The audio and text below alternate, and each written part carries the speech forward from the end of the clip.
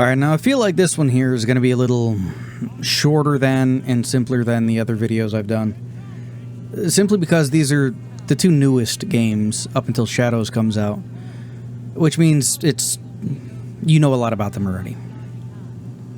We'll start off with Assassin's Creed Valhalla. This game was originally supposed to be smaller than Odyssey, but with less traveling around the empty oceans, you have more on-foot travel. Sure, you have the long ship up the shoreline, not shorelines, up the rivers to go and attack and raid and all that. By the by, its combat is very close to Odyssey's. There are differences to it. Being able to dual-wield weapons, use two-handed weapons, to be able to blend in with social stealth again, which wasn't a thing up until now. Well, it was a thing in the early games, then they took it out, and then they put it back in. One of the other big things in this is it's another Assassin's Creed game where you don't play as an assassin, because why would you in an Assassin's Creed game? You help the assassins, Basim and Haytham. There's not really much to tell combat and or stealth-wise from Odyssey to Valhalla. So there's not really much I can stay stuck on when it comes to that. So instead I'm going to talk more about the overall story and what it has to say. Mostly in the style that Ubisoft was moving in at this point. For instance, the first time they tried to do the whole dual protagonist thing was in Syndicate. Then they tried it again in Origins. And then they went with the choose your own for Odyssey. And then this game. Now, Odyssey and Valhalla each have canonical choices. Cassandra and, well, female Eivor, which is a can of worms I've talked about a little bit before, and I guess I can get into it right now. Eivor is a sage of Odin, right? We know about sages from Assassin's Creed 4. Fucking what's-his-fuck that we were chasing around in that game was a sage. Juno, I think it's Juno's husband, reborn over and over again through human genetics. Has the same personality, same mindset, all of that. The personality shows up and then has to try to take over the personality that's in the body. And that's how this entire process works for all of them. Every one of them, of the Norse pantheon, along with Juno, because Juno got the tech from the Norse pantheon, they all fundamentally work the same way, right? And we meet quite a few sages in Valhalla. We have already technically met 2 sages up to this point. Well, 3 sages up to this point.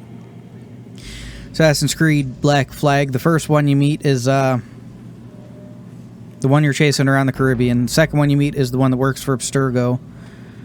The third one you meet, like, canonically, is Jacques de Molay, the guy that, like, founded the Templars. He was the Grand Master of the Templar Order. He doesn't really fit the criteria of the normal sages.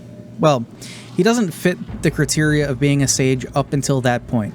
Up until that point, we all thought sages were Attila. Or Adela, or however you pronounce the dude's name. Reborn over and over again. We all thought it was just him. We didn't know that other Isu could be reincarnated like this. So he very well could be another of the ancient gods or something. But that moves us to the Norse pantheon. This was their get-out-of-jail-free card. This is how they could survive the end of the world. While others were working on the great towers to act as a shield and a bunch of other shit. This is what they worked on, right? The thing is, Eivor kind of makes no fucking sense when it comes to this, right? Canonically, Eivor is woman. It's female. And you can even tell that in the intro part where you play as a child Eivor. You can tell she's a she, right? That spits in the face of everything we know, because the sages are supposed to be exact duplicates of the Isu in human form. Why would Odin, a man, be reborn as a woman when every other sage that we meet in this game too looks pretty much exactly the same as what they did when they were in Isu? Basm looks like Loki. What's his face that takes over most Norway? Whatever the fine hair dude's name is. It looks like Thor. Your brother in arms there, forget his name too. Looks like Tyr. Frelka's mother? I think that's her name, Frelka. The healer lady, her mother is Freya. Female. Right? Eivor is the only one that doesn't make any sense. And I get it, they wanted the whole, oh, you can choose your own gender in it. And again, if they would have just went back to the whole thing of in Odyssey just being, hey, Layla, we saw that you were having a harder time syncing with Bayek, and we saw that you had an easier time syncing with Aya. So we put a file or a modification to the Animus so that you can choose whatever gender most suits you. You can either go canonical with it, or you can get something that allows for a higher sync rate for you, which would allow for there to be, you know, differing reasons. An actual reason for choose your own gender. An actual reason. I mean, they already do this with the Animus, right? The first, like, documented time that they fucked with the Animus's code was in Assassin's Creed 2, where you could swim. They said that it was a bug with the original Animus that made it so that you couldn't swim. It's not that Altair didn't know how to, it's that the system didn't know how to handle it, so you would just automatically desync if you touched water, right? So they could, they also explain all the cosmetics and shit as being able to put stuff in through Animus magic. Like being able to have the Aquila's, yeah, this goes all the way back to Assassin's Creed 4. The Aquila. The Aquila is Connor's ship. You can get the figurehead, the wheel, and the sails of the Aquila for Edward's ship, right?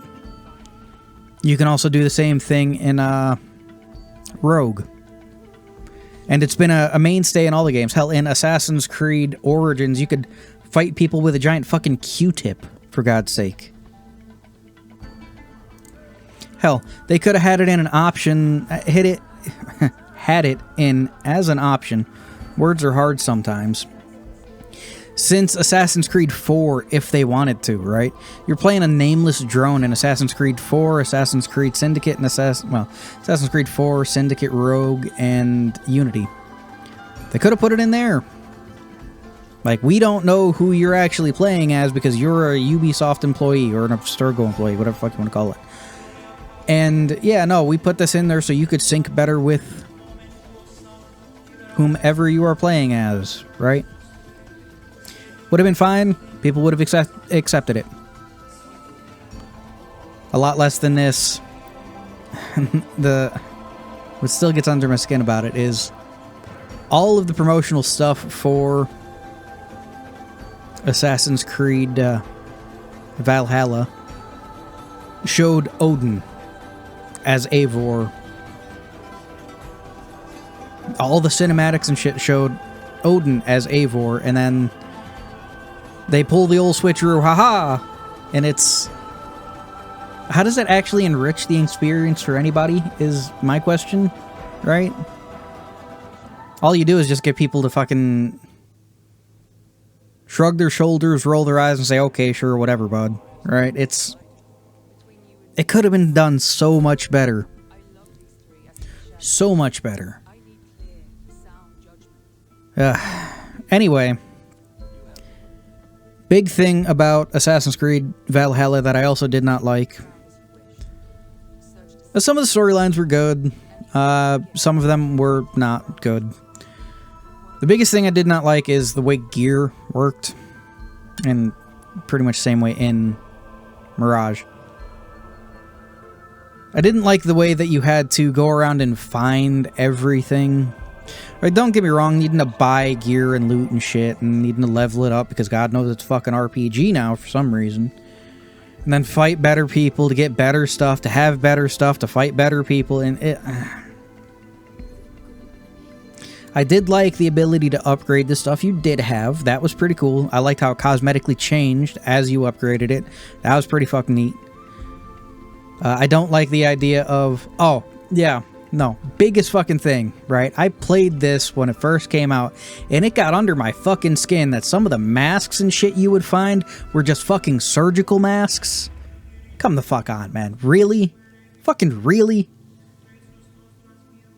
Anyway, I just found that shit annoying. Moving on to Mirage. I enjoyed Mirage for what it was. They tried to sell it off as a return to form for the original fans of Assassin's Creed, and it wasn't.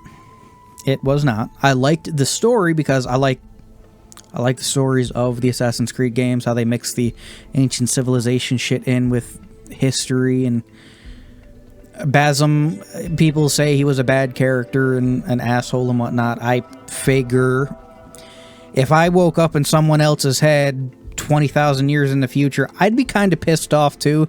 Maybe act like an asshole toward him. You know, I don't know about you, but personally that's how I would feel. I called the, I was able to call the whole reveal thing at the end of the game fairly quickly. In the beginning of the game. Spoiler alert for Assassin's Creed Mirage. I don't know why you're fucking 10 chapters into me talking about the rise and fall of Ubisoft and the Assassin's Creed games and whatnot. Who knows, maybe you're just some random person that happened upon this. Anyway, spoilers for Assassin's Creed Mirage. Basm has a friend that you begin the game with. You're pickpockets and thieves together. You never really see that friend interact with anybody. She's always telling you what to do. Okay? I called it that she was a figment of his fucking imagination. And I was right. At the end of the game, after you've pretty much destroyed the Assassin's Order because fuck them, I guess. Well, you save the Assassin's Order after betraying the teacher of the Assassin's Order. Shit gets weird, right? Because you have these nightmares where a djinn tries to fucking drag you into the sandy depths of hell, and you always have the same nightmare over and over, every night. Your friend helps comfort you, you know, the fucking figment of your imagination. But one of the big things is you react to a memory disk that the Sultan has, that the assassins wanted you, that the assassins were going to steal, and you decided to steal it for them to get on their good side, and whatever. Same type of memory disk Altair uses later on.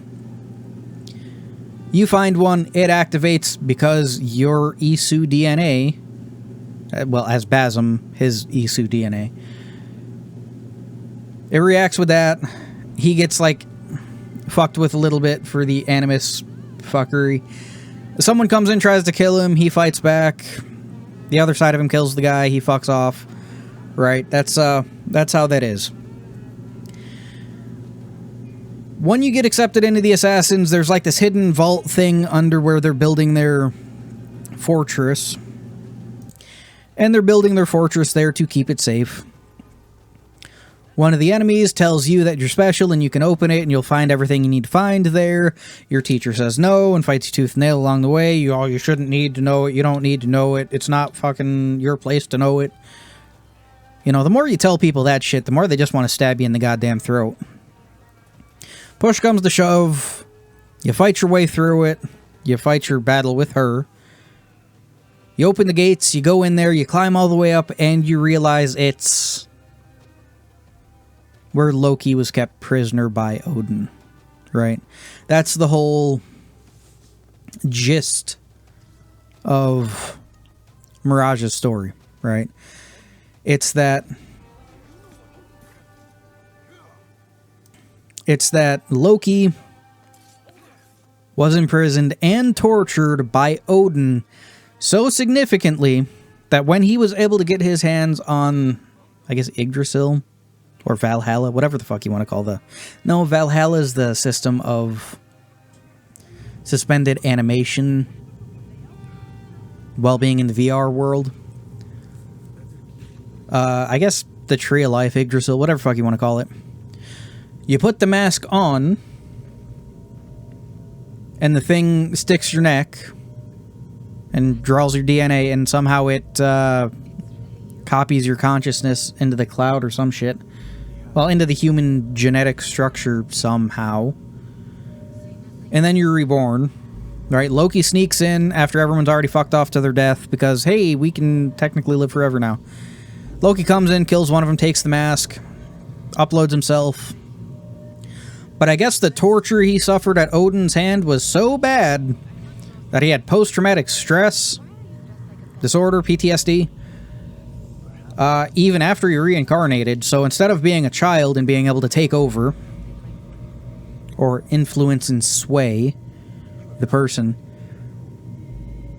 the traumatic experience he went through was so bad that it pretty much fractured his fucking mind into three different things. Basm, that's the normal human that lived his life during that time. The Jinn, which was like a bunch of his negative feelings and shit toward Odin. And then, what's her face? I forget her name. I'm not looking up her name. That was always the kind, caring person trying to help you out along the way. Right? At the end, these two sides come together and you are Loki. It's not even that they come together. It's one side literally overwrites the other side. And Basm goes from being Basm to Loki. This can be noted in the sense that if it was Basm, I'm pretty sure he would not care as much about revenge and not as much about finding his wife who was trapped in the staff and trying to find his kids, which are apparently still out there, I guess, or there's some other weird locked away abomination thing. I don't know, right? I don't know what the future holds for this franchise, and quite frankly, it's not looking too good for him. Architecture and the like for Mirage was amazing. It was a lot smaller, but closer to a return to form and what people wanted. Quite frankly, I don't like the RPG action combat system that they use. I don't like it. The Arkham style of combat's kind of played out, so they need to find a way to have like a happy in-between or something. Maybe a toggleable setting, right? I've seen games do different things with it. Beyond that, it's, setting was good, characters were good. Didn't care for the combat, didn't care for some of the abilities. For Valhalla, the story was kind of bland. Didn't really make much sense with the lore that we already had established. The most interesting part of it was Basm, in my opinion. Especially with the ending being as fucking stupid as it is. After getting Ravensthorpe all, you know, kitted out, decked out, upgraded, helping everyone around England and shit, Eivor just kind of fucks off to America to go find herself and then dies, never having returned to her home to actually be amongst the people she loved and cared about. All because Odin was in her head. Mind you, Odin, again, real fucking weird, right? Like, Basm gave in and became Loki. Attila always seems to give in and become well, Attila. I don't know what his name is a bunch of the other times. And pretty much every one of the other sages always wants to give in. I guess technically your brother gets his arm chopped off there. Forget his name. Not looking it up. Who is Tyr? Didn't technically fully become Tyr, although he does think he's Tyr, and it's weird. I don't know if the dude that took over like Norway or whatever the fuck you're from thinks he's Thor and knows he just can't be fucking telling people that, right? But I highly doubt they have the same type of setup Eivor has with Odin. Like, Basim did, at a point when he was younger, have the same style of relationship, right? His friend that he would see and interact with was technically Loki. The way Eivor deals with Odin at the end, after the boss fight, after the end of the game, after all that happy good shit, at the end of the game when they're fucking off to America, Odin is literally standing next to Eivor talking to her. She sees him as a physical being in the world, just like Basim saw his friend. So there's a complete separation of that, which again makes no sense. Also, my question is, why? Not even why. If Odin were to be reborn again, would Odin still be female? Would they be like just another genetic copy of Eivor? Also, the whole thing of, oh, there's two genetic streams here that we drew from the skeleton that's sitting out in the yard.